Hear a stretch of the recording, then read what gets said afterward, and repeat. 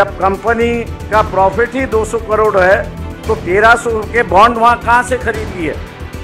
लेकिन उनका जो असली परिवार है उनमें से एक महिला उनके साथ में नहीं रहती। राहुल गांधी जी, कांग्रेस के अध्यक्ष खड़गे जी, प्रियंका गांधी जी, तेजस्वी यादव, फारूक अब्दुल्ला जी, मंच पर बैठे शिवसेना के उद्धव ठाकरे जी, शरद पवार जी, सभी नेतागण, दोस्तों और भाइयों, जहां तक मैं समझता हूं कि हम लोगों को लड़ना चाहिए, साथ लड़े अकेला लड़े, लेकिन लड़ना चाहिए। देश भर की परिस्थिति की बयान मैं कर रहा हूं। मैं इसलिए देश भर की बयान कर रहा हूं कि बंगाल में अलग सी परिस्थिति बन चुकी है। महाराष्ट्र में कोशिश की जा रही है कि हम सब जन इकट्ठा लड़े, लेकिन दो चीजें जो है वो सबसे बड़ी चीज है, मैं यहां पर मानता हूं। इलेक्टोरल बॉन्ड आ चुका है और हर चैनल पर अमित शाह का बयान आ रहा है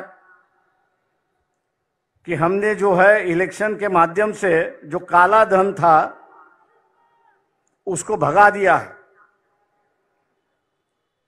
लेकिन मैं मोदी जी से और अमित शाह से पूछना चाहता हूं, future gaming and hotel service company है कि जिसकी 2021-2022 की जो नेट प्रॉफिट है, ये नेट प्रॉफिट 215 करोड़ का है और उन्होंने इलेक्टोरल बॉन्ड जो है वे 1360 करोड़ का खरीद लिया है।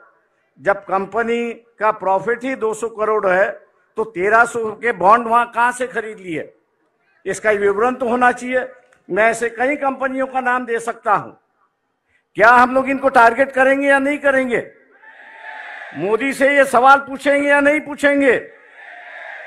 और हम लोग जरूर पूछना चाहेंगे कि आप कह रहे हो, अमित शाह से हम कह रहे हैं कि आप टीवी पर जवाब देते हो, तो इसका जवाब दीजिए कि इस कंपनी के पास 1300 करोड़ रुपए कहां से आए, इसका जवाब होना चाहिए। आप इन पर ईडी की इंक्वायरी करवा रहे थे, लेकिन ईडी की इंक्वायरी अब रुक चुकी है, ऐसी एक परिस्थिति है।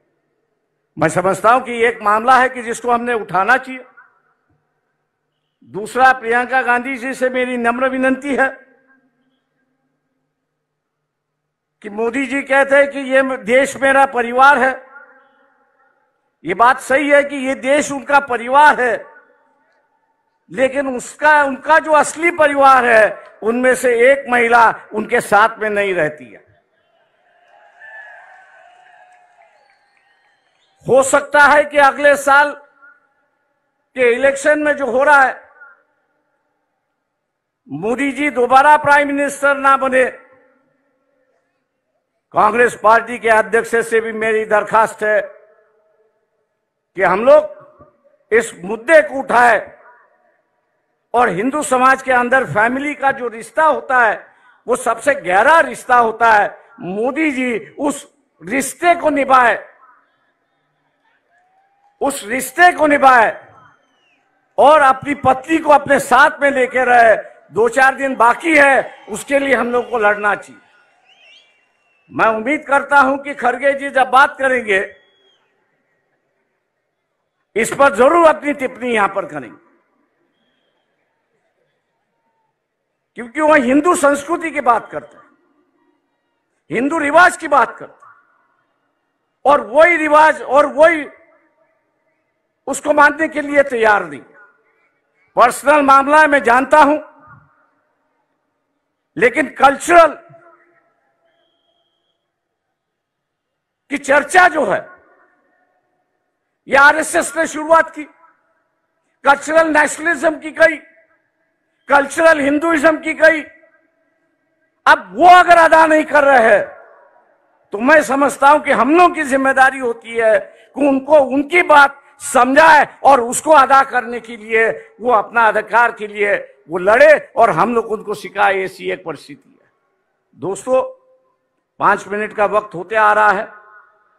मैं और एक बात यहां पर कहूंगा, राहुल गांधी जी से मेरा दरखास्त है यहां पर, वो ये है कि ईवीएम जो है 2004 से मैं उससे लड़ रहा हूं। आज भी बंबई हाई कोर्ट में उसके लिए मैं लड़ रहा हूं। पिछले 6 महीने से जब ईवीएम इंक्वायरी की बात आई तो इलेक्शन कमीशन उसको टाल रहा है। उसकी जो मशीन आती है वो अमेरिका से आती है,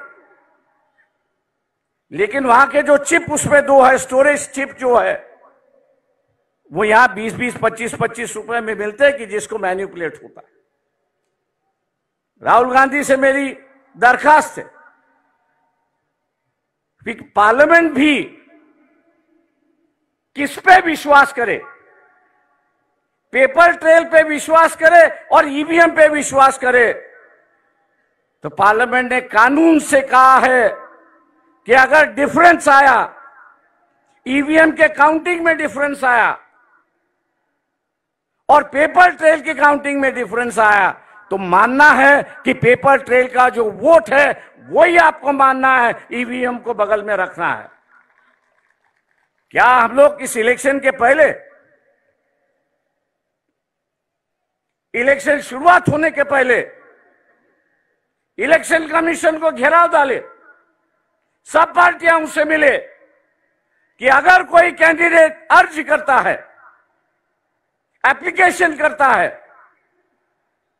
कि वेरीफाइड पेपर ट्रेल जो है वो काउंटिंग होना चाहिए, उसका एप्लीकेशन मंजूर होना चाहिए। क्या हम लोग इसके लिए लड़ने के लिए तैयार है? दिल्ली में हम लोग को यहां पे जाना होगा।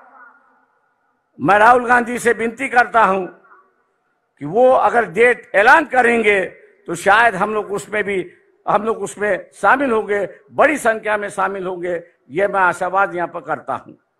रही बात लोग साफ सुथरी कैरेक्टर के लोग चाहते, ये जो फैमिलीवाद है, दूसरे चीजें जो है, लोग उससे उब गए हैं। हम लोग उससे बाहर निकले और मैं इस मंच से कहना चाहता हूं कि हम लोग अपना इस्तेमाल एटलीस्ट महाराष्ट्र के लिए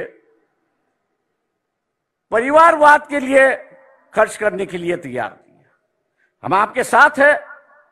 आम आदमी हो, डेमोक्रेसी सोशलाइजेशन हो, कैंडिडेचर का सोशलाइजेशन हो, ना ये हो किसी एक परिवार से, किसी एक कास्ट से ज्यादा लोकसभा के उम्मीदवार हो और हम उनके पीछे सिर्फ वोट बैंक बने। हम लोग वो बनने के लिए तैयार नहीं है। मैं इन्हीं बातों के साथ आपसे रजा लेता हूं कि 5 मिनट का वक्त खत्म हो चुका है। जय भीम, जय भारत।